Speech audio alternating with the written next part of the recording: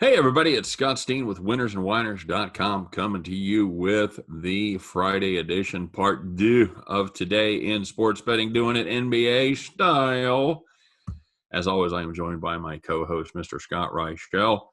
Scott, we've got a couple of interesting TV games tonight that it should be fun to watch there. If we get some crappy games on the college side, I think we've got some fun awaiting us. Let's take a look first at the early game from down there in Memphis as the Denver Nuggets come to town, and they're kind enough to hand 3 points to the Grizzlies, now up to 3.5 in some spots. 228 is the number there.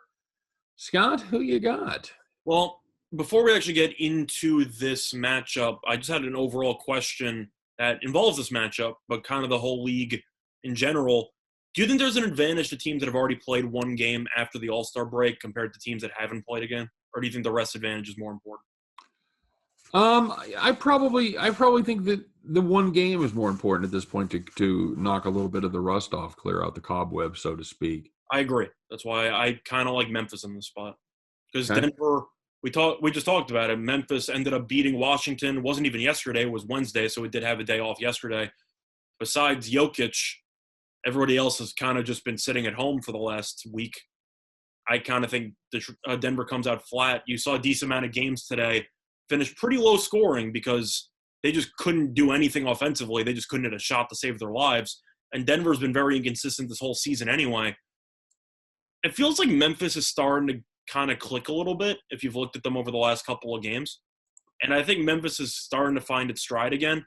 I know it fell off a bit when Ja got injured. He came back, and this team's been pretty good ever since. But they're still kind of flying under the radar a little bit.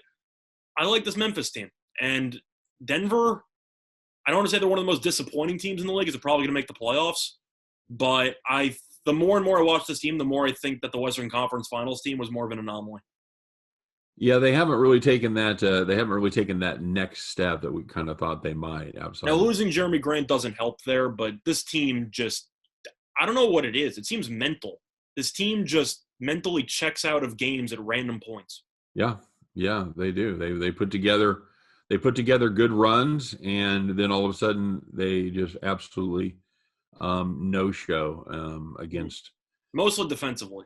Yeah, But that's all. That's certainly their bugaboo. Now they are hot. They did reel off a nice 4-game winning streak heading into the All-Star break. But other than the Milwaukee game, they really didn't beat anybody, Scott. They beat OKC, Chicago, Indiana, and Milwaukee. mhm. I'm not super impressed with that, although it was on the road. I think this is a good spot for Memphis. Denver hasn't been home since the 25th of February. Although, I'm sure they were home for the All-Star break, but as far as playing, they had to travel again. Yeah, I'll take Memphis. You want to give me 3 points at home on a team that's playing pretty good basketball right now? I'll take that every time. Yep, I agree. Any thoughts on the total? I'd lean over. Memphis has been playing pretty fast lately, and we know Denver can't stop anybody. No, So I got to lean over if I'm going to talk still, Nuggets. still dreadful defense on the part of the Nuggets. So, But I like Memphis in that spot. well, that's no fun. You and I agree on both sides of that. We're taking the Grizz, taking the 3.5. Hell, you might be able to get 4 by game time, Scott. We'll see. I still don't know where this line's going to go for Denver, but I do expect some over money to come in.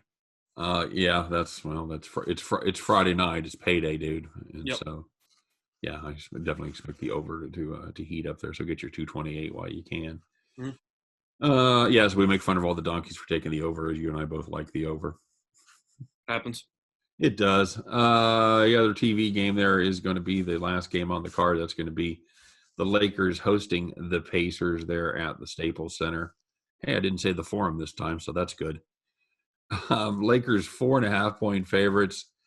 217.5 is the number right there. Trying to see what we've got for injuries, because that's always the question when AD's still out.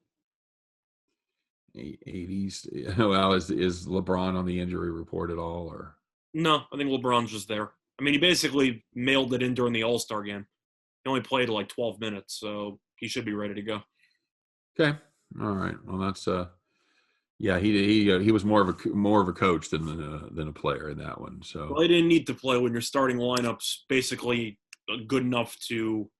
That was one of the most lopsided All-Star games I've ever seen. You're going through the lineup. It's like, oh yeah, let's put Curry, Lillard, Giannis, Jokic, and Doncic on the same team and just see what happens. I'm like, what are we doing here? they're winning basketball games. That's Correct. So LeBron didn't exactly need to play in that matchup. It was over before it started. But I like the Lakers there.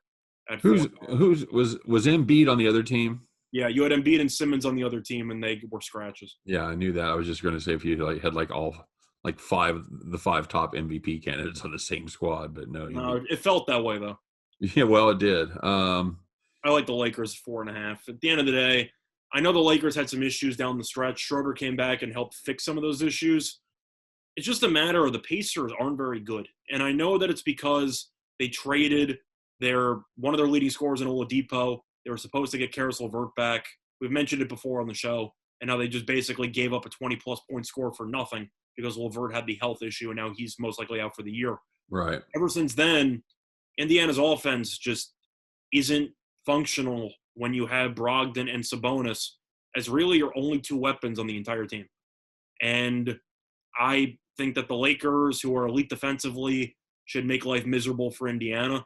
And Indiana defensively is pretty good. I'd say not great. I know Turner's a great rim protector, but if I was going to play, I'd lay with the Lakers because I can't take Indiana here. I think this is a great buy low spot on the Lakers, and you're not going to get a ton of them, but they kind of stumbled their last couple of games before the All-Star break. So I think the Lakers take this one. I like laying the 4.5. I'll do that every day. Mm-hmm. I also lean under there. Yeah, but I just like the Lakers. Agreed, buddy. Anything else on the NBA card grab you? Well, it's always tricky with Miami because you never know about the injury reports. I gotta like Miami minus 2.5 against Chicago. I took Chicago as a play the day yesterday because you had no Simmons and no Embiid in the lineup, and Chicago got killed. I'm aware of that I still like the spot, even though Chicago was a complete no-show. But Miami, at least you know what you're going to get. You're going to get a team that plays hard, that's focused all the time, and that actually plays some form of defense. And Chicago mails it in half the time. Now, Adebayo didn't play yesterday. I'm not sure if he's going to play tomorrow. Most likely not. But either way, I just think that Miami's the better coach team, the deeper team, and just the more fundamentally sound team.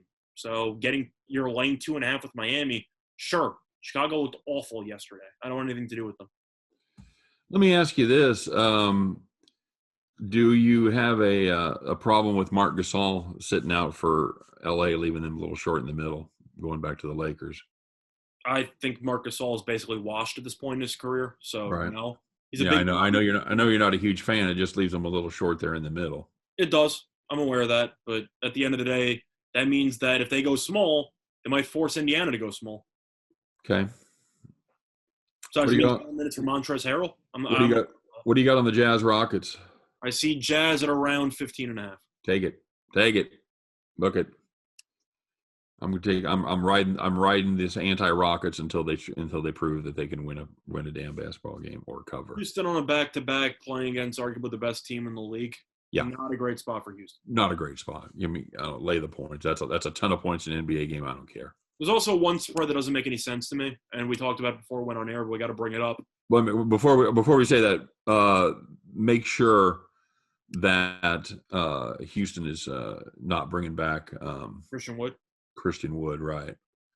Christian Wood comes out, I'll take a pass. He, like you said, he probably's going to be rusty and probably isn't still going to play a ton of minutes, but I think that he's going to give them a different energy. So I don't think he's going to travel. If I had to guess, I'd say he'll probably come back for the homestand. Yeah, that's what I'm thinking as well. So, all right, go ahead, bud. Well, there's one spread that we have to talk about, which involves the more questionable result from last night.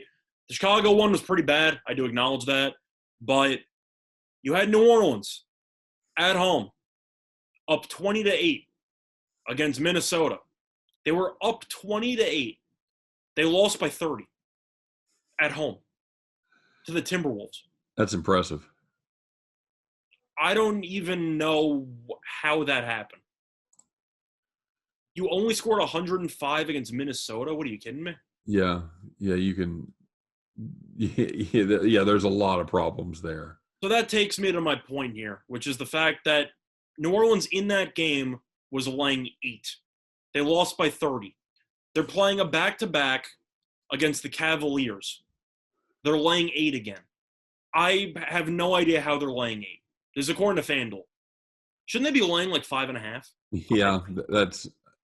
Although the Cavs are the Cavs, so They're terrible, but Minnesota's arguably the second worst team in the league, and they just hung up a 135 on them. yeah, I know. The game still went over. Game did go over. New Orleans put up 105, still went over. That's impressive. Yep, but at the end of the day, I don't know who's taking New Orleans -8. I don't know. You? I got to take Cleveland or pass there. I'm gonna pass. I don't. I think Cleveland's got a shot to win the game. I'll play the over. I'll play the over blind. I don't care. That's fair. I'm saying if you look at some money lines though, DraftKings has the Cavs money line at +270. It's kind of tempting. Not gonna lie. This is New Orleans team can lose to anybody, anytime, anywhere. Correct. As they proved last night. I would take Gonzaga plus the points. Gonzaga catching about 18. I'd take the points. This New Orleans team is just – I can't even begin to describe what's wrong with this team because on paper they should be good. Oh, here, let me help. Defense. What else you got? Any other questions? I think there's a serious issue between Ingram and Zion because Ingram still thinks it's his team and it's clearly not his team. So you have a whole separate story there, and I don't think Van Gundy's done much to help the team. Let's give the team to the first guy that plays defense. How about that? You want to give it to Josh Hart?